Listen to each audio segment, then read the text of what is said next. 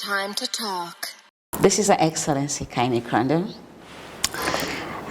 Today is for me a very interesting and beautiful day. I'll tell you why. When I started this entertainment thing, I never thought about this until I had an opportunity of actually sitting down with Honorable. And I got to know that they have a life actually outside their political offices. People always judge our politicians, call them names, and we forget that they are humans and they go through things that we go through too. And we don't even know how sound they are in their mind, if they're actually in the right frame of mind to do or deliver the job that they are assigned to do.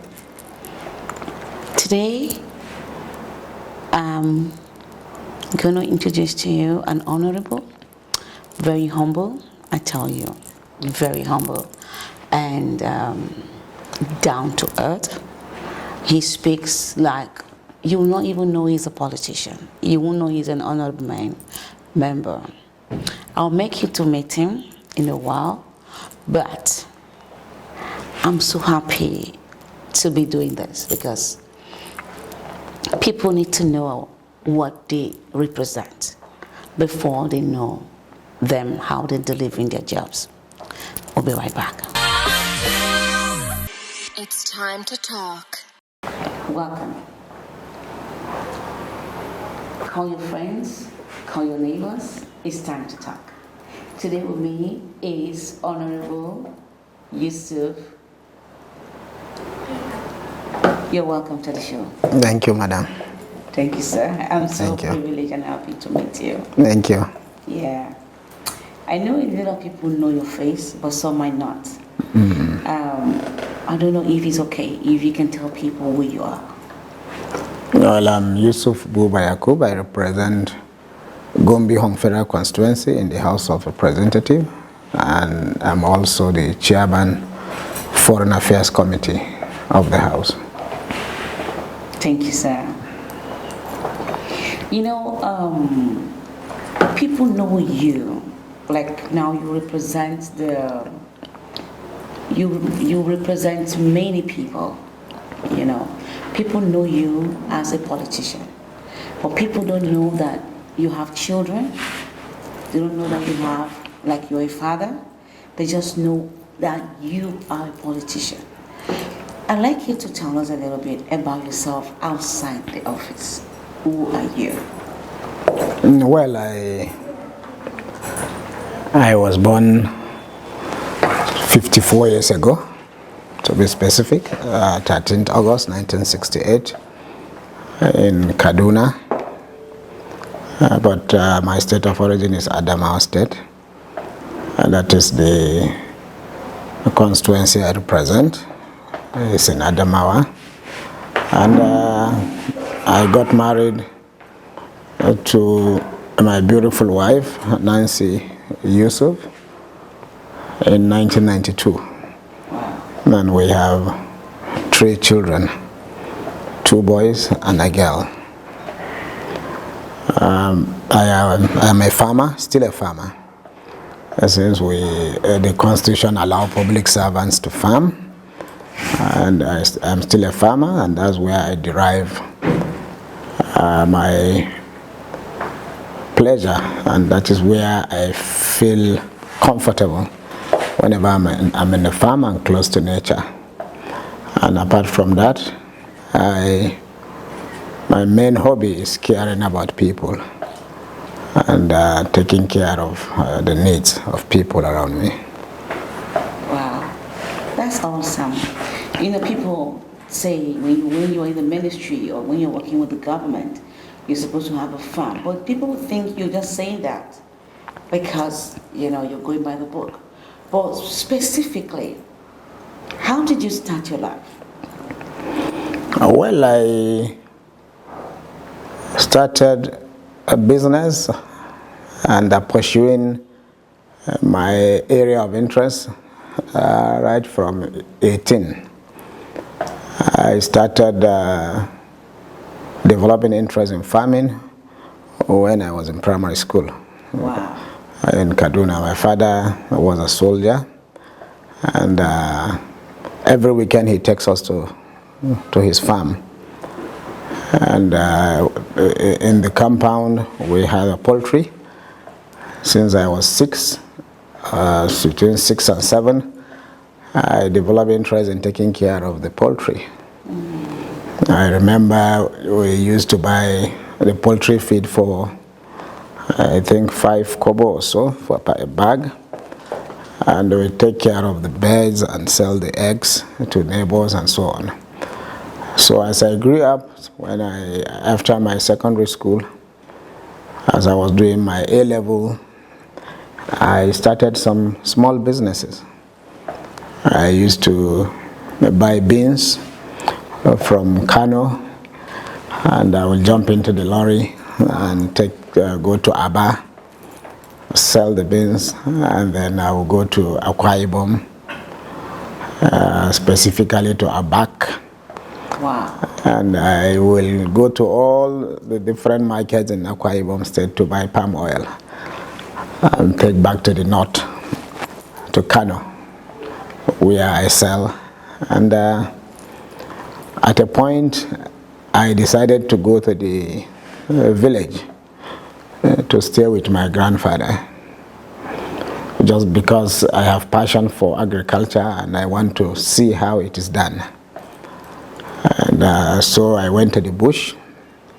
And the only thing I got from my grandfather then was a hoe and some guinea corn seeds with some beans. And I went to the bush, no tractor, no ox plow, and I just planted in the bush and started weeding. And at the end of the year, I got some bags of guinea corn and some beans. And that was my passion, and I enjoyed it. After selling those farm produce, I started a restaurant business, then a salon business, and that was how I keep going until in 1992, because this thing just took about 2 years. And in 1992 I married my wife and bought a house in the village and joined politics, all within the same time. So during the SDP days, because the villagers noticed how hardworking I am, though I was not born in the village, I came in from the city just for adventure, and they see how hardworking I am, and they now said I should represent them in the party. So I contested during the SDP days to become the local government treasurer of SDP in Hong local government. And that's part of my life, always believing in starting small. And I strongly believe that the big is always in the small. And that is what I am doing up till now, trying to inculcate this in the youth, so they know that you don't have to wait for any big capital or money before you can start. You can make money without money. And I have a lot of testimonies of how I made millions of naira without money. Let's come to that. We'll be right back. It's time to talk. Wow. I've been chatting with Honorable Yusuf. I tell you, he's a businessman. He started business and life so early. And truth, they say, is constant. It comes natural. You don't have to, plan on what to say. He just flows. We'd like to know a little bit. You were saying something about making money without money. How possible is that? Yeah, it's very, very possible. I have a lot of testimonies, but I'll just, because I know time is always against us, so I will just touch on very few. When I came to Abuja in 1999, I developed interest in fishery. Okay. And so I just, from information, from books, from the internet, I learned about fishery. And I bought a female and a male catfish. And I set up a temporary hatchery in my bathroom. And I injected the female fish. And after some 8 hours or so, I stripped the eggs. And I got sperm from the male fish, fertilized the eggs. And within 24 hours, I hatched a lot of fries. Then after growing them for like 3 to 4 weeks, I had a lot of fingerlings. And a reverend gentleman, Reverend Breckford, came to me to say he has built some ponds. He wants to start fish farming, but he has no fingerlings. And he had no money on him. So he brought his Mercedes 200 car. We valued it, and I gave him the fingerlings. That's trade by barter. Wonderful. And that was how I got the car, and I gave it to my dad as a gift. So you can see from nothing, I got a car from just a male and a female catfish. And that was how I started my fish business, without really going to the bank to get a loan or anything. And today I have one of the biggest hatcheries in the country, and also I process my fish, because I hatch, I grow, and I process and package for sale. And I employ a lot of people in the farm. And another testimony is in the area of estate, where because of my passion for farming, I always go to the bush to get the land and start planting crops so as to get food for my family. And in the course of doing that, sometimes the owners of the plot will give me their numbers to say, well, we want to sell our plots, and if somebody comes around and wants it, please give us a call. And that was how I got into estate development business, because after giving them a call and the transaction takes place, I get some commission. And I know I acquired hundreds of hectares of land in this city and made millions and millions of naira from that without investing a dime. So one can make money without money. And so in my farm in Abuja, before I contested to go to the House of Representative, I used to train both youths and adults during the weekends. They come to my farm. I train them on hatchery and fish grow out, feed production, and so on. And I give them fingerlings loan from my hatchery. I construct ponds and give it to them on rent.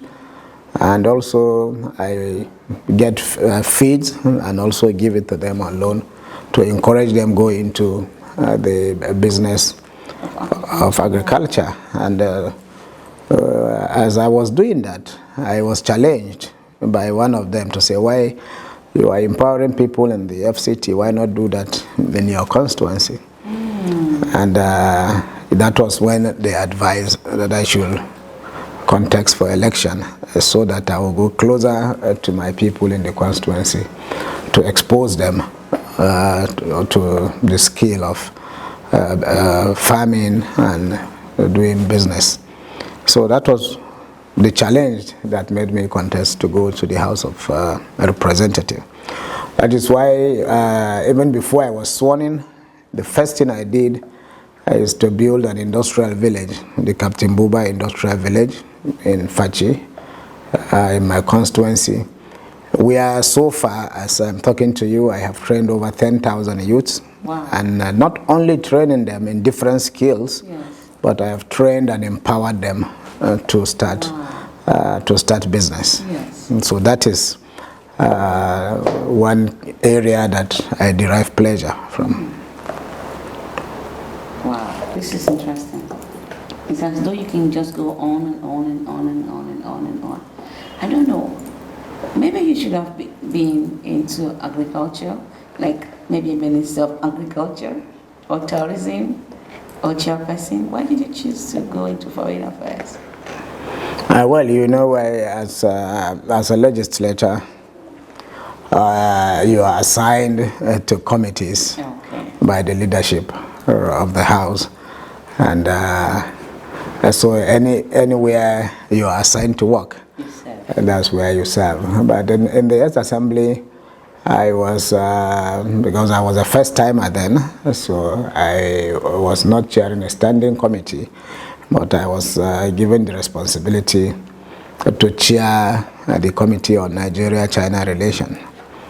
And I did very well in that area, because during my time as chairman, I was able to partner between my committee and the Chinese embassy here to bring in Chinese businessmen and Nigerian prospective businessmen together so that they can partner and establish industries here in Nigeria. And the dream was instead of exporting or importing goods from China, we should try to partner with our Chinese friends to produce the goods here, since we have the raw materials. And I named it then made in Nigeria, the goods produced as made in Nigeria by China-Nigeria businessmen. So these goods are produced here. We even reach an extent of starting something like a trade fair, which we do in the ICC International Conference Center here in Abuja. And it has become an annual event, a partnership between Nigerian businessmen and their Chinese friends.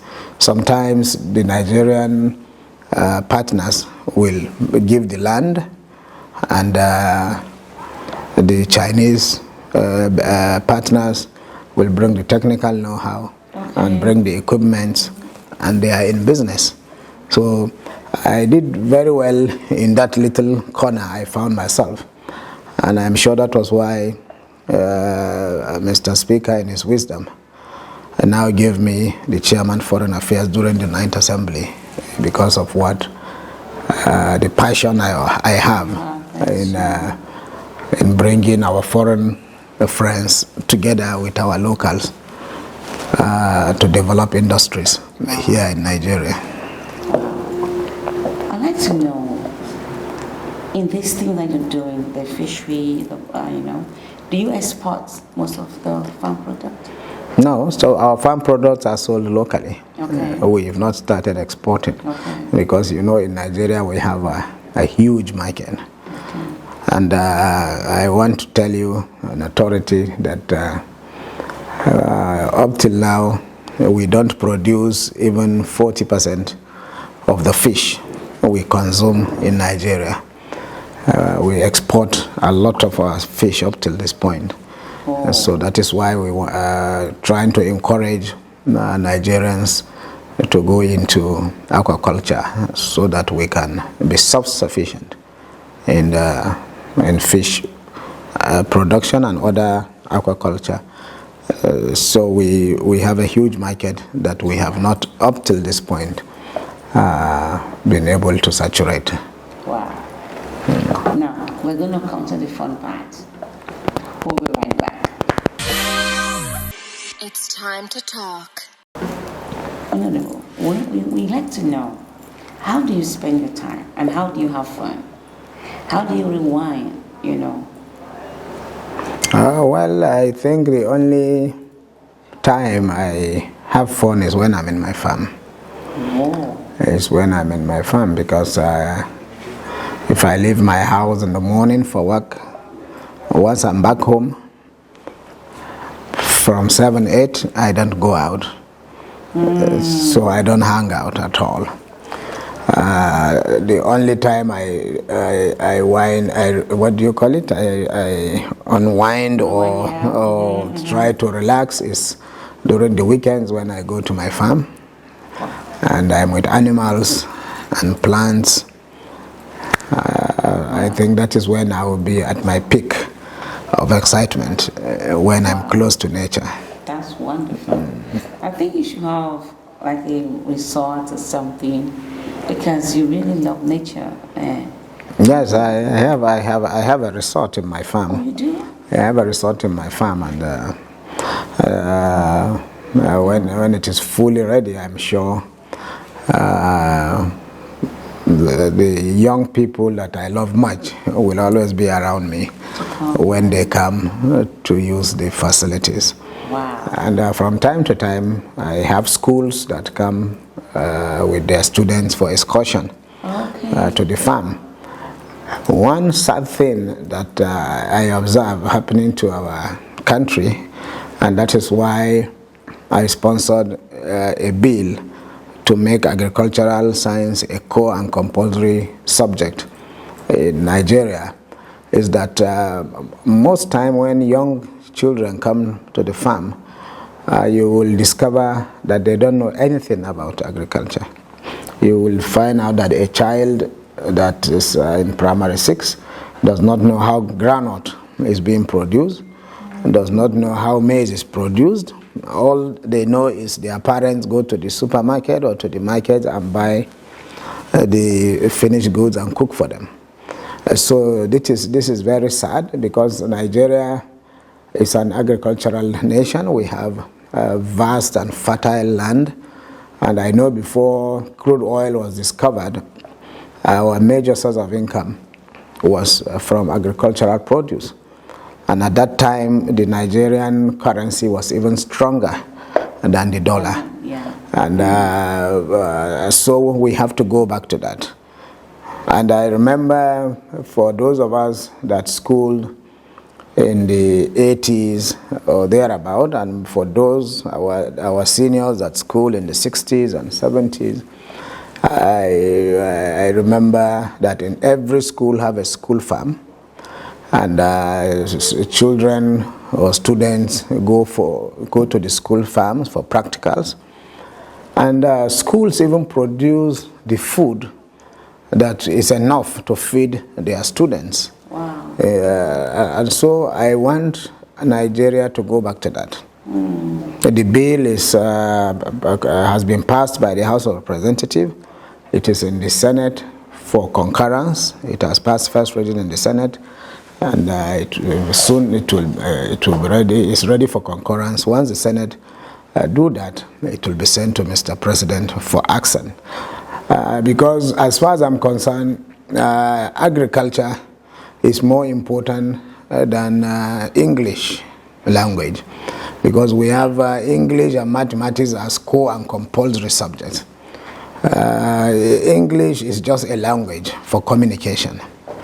And so that is why you find countries, non-English speaking countries like China, like French, and so on, they do their sciences and do their technology using their languages in the schools. So you can, as far as I'm concerned, agriculture should be made a core and compulsory subject, so that our youth will grow up to know agriculture. Every family in this country, from either the north, south, east, or west, grew up or found themselves on this planet and their geographical location to depend on one form of agriculture or the other, whether it is fishery, whether it is plantain production or yam or groundnut or guinea corn. Every family in Africa depend on agriculture. And so we must go back to that so that our economy will be better for it. Why we are suffering is because the crude oil we have can only be processed by multinationals. And by the time they process it and pay royalty to the government, because of the corruption in our land, that money does not go into the pockets of the common man, because the roads are not enough, the power is not there, and so on. So most of the money goes into the hands of very few. 98% of the populace will not enjoy it. But if it is agriculture, everybody will have his farm, you produce your crops, and then you take it to the market and you sell it. If you're going to pay tax to the government, at least something is already in your pocket before you pay tax to the government. So it will really help improve our economy, and it will be better for the lives of our citizens. Yeah. Honorable, do you like music, and what kind of music do you like? Well, the music I like most is country music. Oh, wow. Yeah, Dolly Parton, Kenny Rogers, Don Williams, Yes. and so on. And then I also like reggae music, most especially Bob Marley, because he is a philosopher and lots of meanings in it to his music. And most of the things he has been saying during his time are the things that are happening today in the world. So I like the reggae. I like country music. Okay. So sometimes you dance. Well, I don't dance always. Maybe Sometimes. occasionally. And then you sing when you cook. So you said you had a restaurant. Yes, I like cooking. So you Even up till now, I always go to the kitchen. Though my wife will always feel I am disturbing them in the kitchen, but most of the time I go to the kitchen, and even if I'm not in the kitchen, I will always tell them what I want to eat and how I want it. So cooking is a hobby. I love cooking a lot. Maybe one day you'll be honored. Yeah, anytime. So you can cook. Anytime. That would be very nice. It's been so wonderful listening to Honorable, and I've learned a lot, just by sitting with him today. It humbles me to see, somebody in this capacity still doing the things that he loved to do. Not carried away with the power, with the office, but he still loves what he was meant to do. Thank you so much, Honorable. Thank you, madam. Yeah, welcome. Thank you. Thank you so much. Thank you. Thank you. Thank you for being there, and thank you so much. And we hope you've learned something today. You can actually make money without having money, and that is possible. Till we come your way again, this is Kranda. Bye for now, and be positive. A little bit of this and a little bit of that. Take a seat, let's have a chat. What's going on with you? Something fun, something new. Let's see what we can do. It's time to talk.